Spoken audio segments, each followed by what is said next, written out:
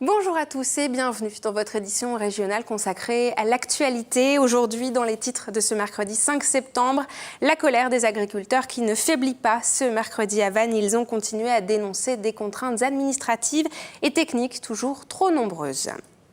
Autre sujet agricole dans l'actualité, la coopérative laitière Sodial souhaite racheter l'usine de lait infantile Sinutra. Et on va en parler avec vous, Christophe Boucher. Bonjour. Oui, bonjour Julie. En effet, Sinutra et Sodial divorcent, et comme dans tout bon divorce, il y a des négociations. Et on se retrouve dans un instant, Christophe, pour faire le point sur ce dossier. Dans l'actualité également, l'inauguration du parc éolien participatif à l'Arré dans le Morbihan ce mercredi. 75% de la population de Questembert pourra être alimentée par cette source d'énergie. Et puis suite de notre série consacrée à la rentrée, aujourd'hui direction Bréa. Comment s'est déroulée la reprise des cours sur cette île des Côtes-d'Armor? Ce sera à découvrir dans ce journal. Les agriculteurs crient de nouveau leur ras-le-bol, toujours trop de contraintes et pas assez de résultats financiers. C'est ce qu'a déclaré la FDSEA et les jeunes agriculteurs du Morbihan ce mercredi matin. Une vingtaine de personnes étaient rassemblées à Vannes avant un rendez-vous avec le préfet du Morbihan. Le 12 septembre prochain, le futur projet de loi issu des États généraux de l'alimentation sera présenté. C'est un sujet d'inquiétude pour les agriculteurs. Karine Chevrolier a justement interrogé un agriculteur présent ce matin à Vannes. C'est vachement pesant, c'est des lois qui changent tout le temps, c'est des lois, on ne voit pas qu'est-ce que ça va améliorer, que ce soit au niveau écologique ou dans mon boulot, c'est des lois qui ne vont pas me rapporter de la valeur ajoutée sur mon exploitation, c'est que du papier à remplir pour rien au bout. Et derrière ça, nous, ce qu'on veut, c'est avoir du prix aussi. Il y a eu le projet de loi sur les EGA qui sont encore en discussion en ce moment à l'Assemblée, qui devait nous ramener de la valeur ajoutée sur les exploitations. On n'a rien vu encore venir. J'ai le sentiment de ne pas être soutenu par mon pays, quoi. C'est dingue quand même, quoi. Je me dis, tiens, ce serait simple de mettre beaucoup plus de nourriture française dans les assiettes. Déjà, ce serait vraiment un soutien. Et de nous payer un peu mieux notre qualité qu'on fait par rapport aux autres pays, ce serait vraiment un soutien, quoi. Dire, tiens, les gars, vous faites des choses bien, on vous soutient, bah, vous avez un revenu décent. Et nous retrouvons à présent Christophe Boucher pour parler d'un autre sujet dans l'actualité agricole. L'or blanc breton n'intéresse visiblement plus les Chinois. Christophe, pour preuve, une usine flambant neuve est à vendre du côté de Carhaix. Oui, en effet, Julie, l'idylle n'aura duré que 2 ans entre la Chine et la Bretagne. Inauguré en 2016, le groupe Sinutra est sur le point de vendre son usine de Carhaix à la coopérative Sodial. Mais il reste encore beaucoup d'incertitudes autour de la transaction. Tout avait pourtant bien commencé en 2015. Déjà, le président de Sinutra France, sur les images que l'on peut voir, prévoyait de récolter 290 millions de litres de lait et produit 100 000 tonnes de poudre de lait infantile à destination du marché chinois. C'est un quart des besoins annuels du pays. Pour produire ce lait, Sodial récoltait auprès de 700 agriculteurs locaux la matière première livrée sur le nouveau site de Carhaix. Bref, tout allait bien et les volumes devaient augmenter. Mais alors, qu'est-ce qui s'est passé, Christophe, entre-temps ? Écoutez Julie, une fois inaugurée, l'usine de 170 millions d'euros n'a pas réussi à atteindre suffisamment vite sa vitesse de croisière. Entre problèmes techniques et un marché chinois à conquérir, la coopérative n'a finalement récolté que la moitié des volumes de lait fixés initialement. À cela, des retards de paiement sont venus aggraver la situation. Sinutra aurait une ardoise de 38 millions d'euros à régler à son principal client, Sodial. La situation est délicate, mais pas de panique pour la région Bretagne qui suit de près ce dossier. On écoute tout de suite Loïc Chenet-Girard. Il ne faut pas affoler tout le monde. Il faut dire qu'il y a un sujet, que ce sujet il est observé, regardé de près et que chacun assume ses responsabilités sur ce point avec un objectif, c'est de voir la production se poursuivre et de voir l'export du lait infantile breton se poursuivre aussi. Je suis optimiste parce qu'il y a une demande mondiale qui est là, qui est présente et que nous avons une capacité à produire du lait au regard des conditions climatiques et de la situation bretonne qui est remarquable.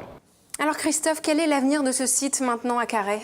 Alors Julie, comme je vous le disais tout à l'heure, les discussions vont bon train, sauf qu'aucune information ne filtre chez les adhérents que j'ai contactés ce matin. L'inquiétude est grande de la part des producteurs et des adhérents de Sodial. Les syndicats notamment s'inquiètent et se demandent si finalement l'outil est aussi performant que prévu. En Normandie, un contrat entre une laiterie et Sinutra vient d'être rompu. Et autre inquiétude, aujourd'hui, les tours de séchage, comme celle de Carhaix, poussent comme des champignons. Even à la Sienne à créer dans les Côtes-d'Armor et la Sille aura sa tour de séchage dans les mois à venir. Ça, c'est le projet de Landivisio et tout le monde lorgne sur un marché mondial en pleine expansion, celui de l'Empire du Milieu. Quoi qu'il en soit, la Sodial pourrait racheter l'usine et récupérer dans la transaction en même temps une partie de ses créances. On va écouter justement à ce sujet-là Véronique Le Floch, secrétaire générale de la coordination rurale. Si demain, il y a de plus en plus de producteurs à cesser la production laitière alors qu'on a besoin de producteurs, vous en serez responsable. Parce que cet effet Sodial ou ce chapitre Sodial-Sinutra a quand même des conséquences en termes de prix payés aux producteurs et ça peut être contagieux avec les producteurs chez Lactalis ou Danone, puisque Lactalis va en profiter. Alors faudrait-il encore, Julie, que la Chine ouvre ses portes à Sodial pour écouler aussi les stocks? Et ça, visiblement, c'est plus compliqué car aujourd'hui, il y a aussi un problème de morale chez les producteurs qui est en berne. Il règne une certaine lassitude chez les éleveurs et ils espèrent bien avoir des réponses la semaine prochaine à l'occasion de la venue du ministre de l'Agriculture à Rennes à l'occasion du SPACE. Bref, l'automne risque d'être tendu dans les exploitations bretonnes. Et on suivra ça évidemment. Christophe, merci beaucoup en tout cas pour ces explications sur ce dossier. Dans le reste de l'actualité, 4 éoliennes vont alimenter 6700 foyers autour de Questembert. À l'Arré, un nouveau parc éolien a été mis en service fin 2017. Après 8 années de recours juridiques et 14 millions d'euros d'investissement, la population a pu découvrir ce projet. Et ce parc appartient en partie à la collectivité puisque la communauté de communes est actionnaire à 25%. Philippe Moulinas explique les avantages de ce montage juridique à Fanny Coconnier. Alors ce que ça lui apporte, c'est d'abord qu'elle est au conseil d'administration et qu'elle peut contrôler tout le long de la vie du parc son fonctionnement, vérifier que les normes sont respectées, notamment tout ce qui concerne le respect de la faune, l'impact sonore et visuel, notamment vis-à-vis des voisins. Nous récolterons, dans le cas qui nous intéresse, 25% des revenus. Ces revenus, clairement, seront affectés à des actions relatives à la transition énergétique et notamment à tout ce qui est économie sur la consommation d'énergie, isolation des bâtiments et sobriété dans la consommation énergétique sur le territoire. Et la communauté de communes de Questembert projette de dupliquer ce modèle juridique. Elle envisage ainsi de développer un projet photovoltaïque. Place maintenant à votre chronique La Bretagne en 5 infos. Benjamin Bréon a condensé 5 actualités du jour. Regardez. Pas un jour ou presque sans décollage. L'hélicoptère de la sécurité civile Dragon 29 a effectué cet été 102 missions portant secours à 76 personnes, essentiellement dans le Finistère et à l'occasion dans le Morbihan et les Côtes-d'Armor. Depuis le début de l'année, 231 personnes ont été secourues au cours de 289 missions. Double pollution ces derniers jours entre Pleumeur, Guidel et Quévin dans le Morbihan. C'est d'abord l'étang de l'Annenec qui est touché par des cyanobactéries depuis la fin juillet. De nouveaux contrôles montrent que la présence de toxines s'est encore développée. Parallèlement, depuis la semaine dernière, ce sont des nuisances liées à des odeurs désagréables qui ont été dénoncées. L'entreprise incriminée, qui produit des arômes alimentaires, souligne que les émanations ne présentent aucune dangerosité. L'année 2016-2017 a été bonne pour les industries nautiques. Leur chiffre d'affaires global s'élève à 4,5 milliards d'euros, plus 5%, et leurs effectifs à 41 000 personnes, plus 2%. Et la Bretagne, qui représente environ 11% du total, soit 500 millions d'euros de chiffre d'affaires et 4 500 salariés, s'en sort bien. La région représente à elle seule le quart des nouvelles immatriculations, surtout des bateaux à moteur, et le quart des ventes de bateaux d'occasion. Retard en vue dans l'installation de nouvelles statues dans la vallée des Saints à Carnouët. En cause, le code de l'urbanisme autour des sites classés, auquel le site va désormais devoir se soumettre du fait de la proximité de la chapelle Saint-Gilda. Rien de rédhibitoire, mais les délais pourraient s'allonger de plusieurs mois à chaque fois. 13 statues seraient déjà stockées en attente de l'autorisation administrative. Enfin, 3 calvaires de Plougastel d'Aoulas vont reprendre des couleurs. Les opérations de peinture de 3 monuments de la commune finistérienne ont débuté. Aucune hérésie là-dedans, les couleurs et les techniques seront d'époque pour 2 d'entre eux, recouverts d'un mélange de pigments anciens, feuilles d'or et huile de lin ou de caséine. Le résultat sera dévoilé à l'occasion des Journées du patrimoine, les 14 et 15 septembre.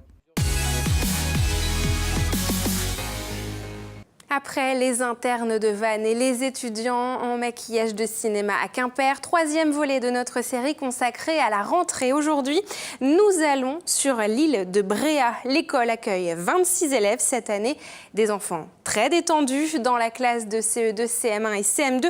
Tout le monde se connaît, comme l'a constaté sur place notre journaliste Mathilde Kemener. Alors là, tu as un 0 de trop là. À l'école de Bréhat, les élèves multiplient déjà les exercices. Pas besoin de temps d'adaptation, ils se connaissent déjà entre eux et retrouvent la même enseignante. Mes élèves, je les ai depuis, en général, je les ai 3 ans, donc du CE2, CM1, CM2. Donc ils sont habitués au fonctionnement et puis on démarre assez rapidement. Surtout que là, au mois de septembre, on a une semaine de voile. Donc on a déjà une semaine banalisée pour aller faire de l'optimisme, du kayak. Donc il ne faut pas qu'on perde trop de temps dès le départ. Dans l'ensemble, tous semblent contents de retourner à l'école. Pour certains, partis en vacances sur le continent, c'est l'occasion de retrouver ses amis. Ça fait longtemps que je les avais pas vus. J'avais parfois envie de retourner à l'école parce que je m'ennuyais dans ma journée. J'aime bien l'école. En cette rentrée scolaire, ils sont 26 enfants, primaires et maternelles confondus, un chiffre stable depuis quelques années, mais le sujet des effectifs reste au cœur des préoccupations. Nous, on fait ce qu'on peut, toujours, mais ouais, c'est un sujet qui est quand même important pour la ville de Lille. Ouais. Est-ce qu'on va réussir aussi à accueillir des familles assez jeunes là, qui puissent faire des enfants aussi pour pérenniser un petit peu le maintien des effectifs ça, on verra ça plus tard. S'il n'y a plus d'école ici, est-ce que les couples aussi pourront rester aussi à l'année sur ce petit caillou? C'est pas certain. Pour sauvegarder l'école, cette enseignante a créé une association. Elle aide les couples à s'installer sur l'île. L'objectif est d'assurer les effectifs 2 ans à l'avance. Et demain, dans notre série, nous partons à la rencontre des étudiants internationaux qui sont dans le Morbihan. Vous pouvez d'ailleurs retrouver toute cette série sur la rentrée scolaire sur les sites internet de TBO et de TB Sud. N'oubliez pas également de nous suivre sur les réseaux sociaux Facebook et Twitter pour suivre l'actualité de vos 2 chaînes locales. Je vous retrouve demain à 19h pour un nouveau point sur l'actualité régionale. Je vous souhaite d'ici là une très belle soirée sur nos antennes. À demain.